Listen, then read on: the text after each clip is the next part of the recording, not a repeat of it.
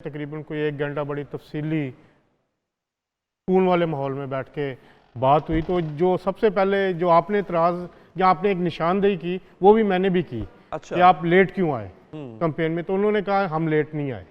उन्होंने कहा जो हमारा प्लान था हम उस प्लान के मुताबिक आए हैं। उन्होंने कहा हमारा सबसे पहले जो हमारी थी वो राइट कैंडिडेट चूज़ करना था।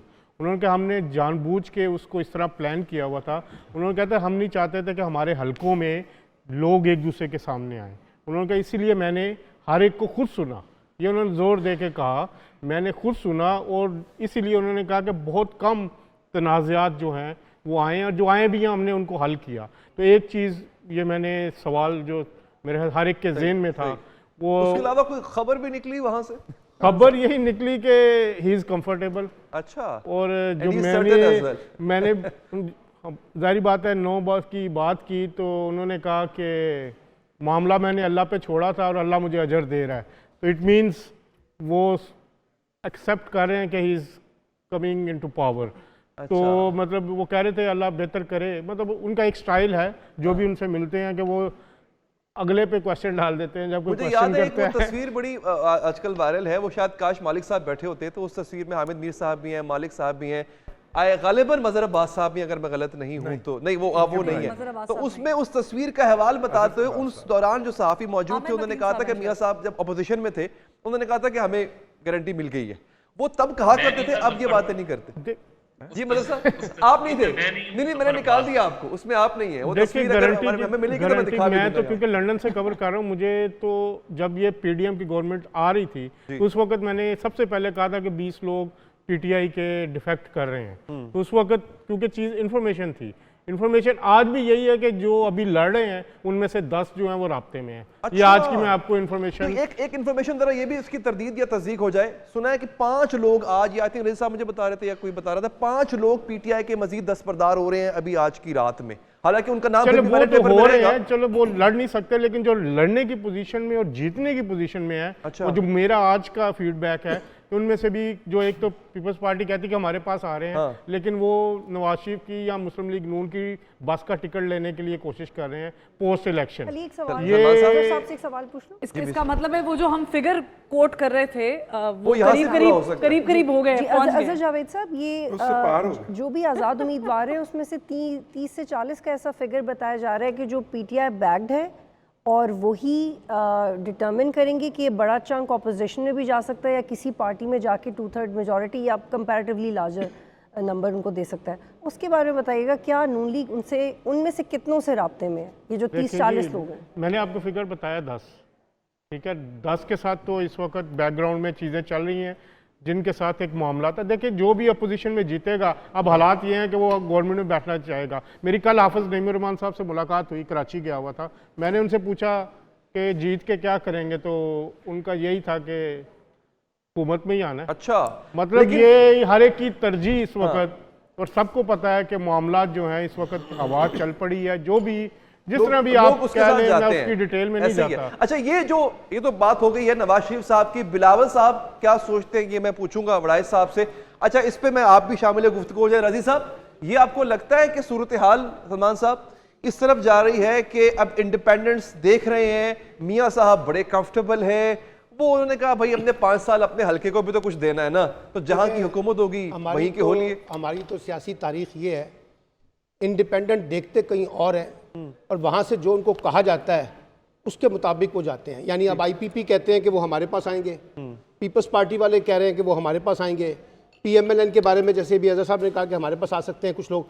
तो इसका मतलब है वो अपना इंटरेस्ट भी देखेंगे, लेकिन वो ये भी देखेंगे कि मरकज में कौन आ रहा है, जो लीड करता हुआ नजर आएगा उसी के पीछे जाएंगे ना। क्योंकि आप जैसे इन्होंने कहा कि वो कोलिशन गवर्नमेंट में या गवर्नमेंट का पार्ट बनना पसंद करेंगे ना, तो अगर यही खेल है तो उसका मतलब है कि जो मरकज में हुकूमत बना रहा होगा उसके साथ ये खड़े होंगे। चाहे वो आईपीपी की तरफ चले जाएं तब भी वो हुकूमत में जाएंगे, अगर वो पीपल्स पार्टी के साथ जाएं तो डिफरेंट पोजीशन होगी, अदरवाइज वो पीएमएलएन के पीछे जाएंगे तब भी वो हुकूमत का हिस्सा होंगे, वही उनको प्रोटेक्ट करेगा ना। तो इसका मतलब है कि ये तो तय है कि जो लोग जीत कर आएंगे उनको किसी ना किसी जगह पर तो जाना है और वो जाना अपनी मर्जी से ज़्यादा किसी और की मर्जी भी शामिल है या फिर उसमें मफाद। अच्छा, इसमें आप अपना कमेंट में मदर साहब भी चाहता हूँ अगर हमारे साथ शामिल रहे।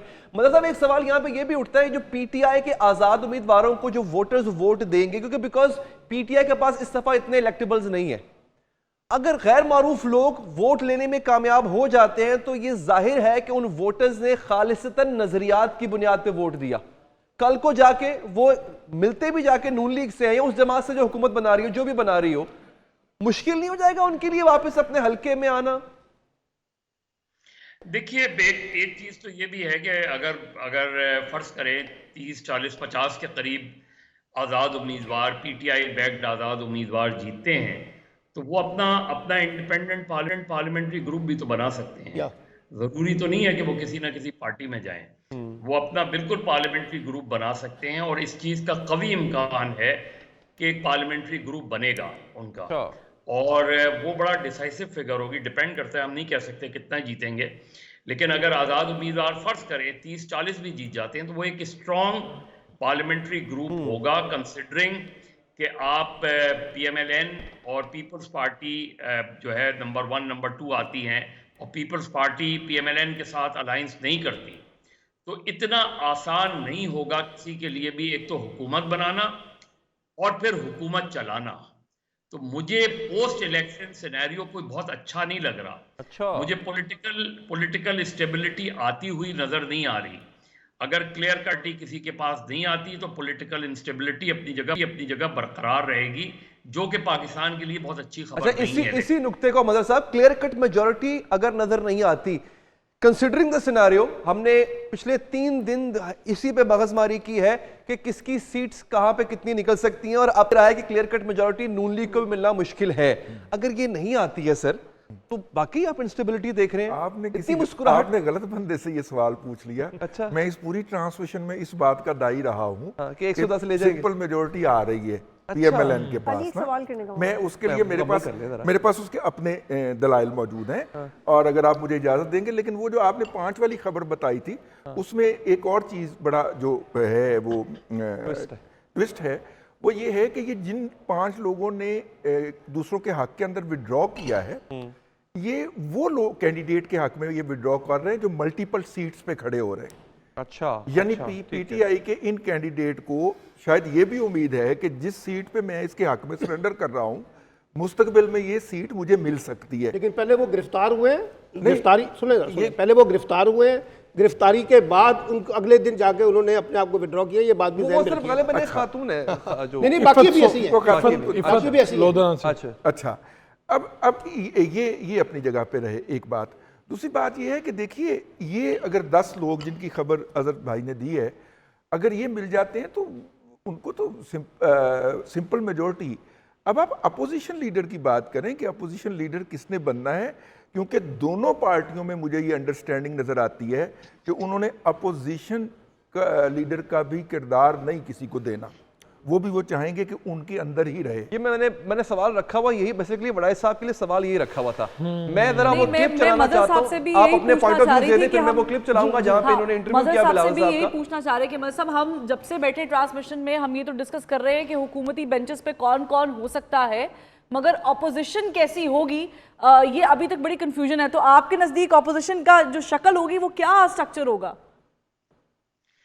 देखिए, हम बहुत जल्दी बहुत ज़्यादा ऑप्टिमिज्म का शिकार हो रहे हैं।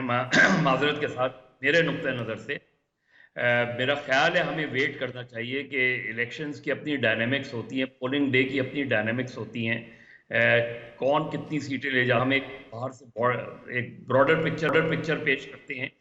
देखिए, पीएमएलएन पंजाब के अलावा कहाँ से सीटें ले सकती है, तो डिस्कस कर लें। पंजाब ने वो मैक्सिमम कितनी सीटें ले सकते हैं? क्या पीएमएलएन बलूचिस्तान से ऊपर गए?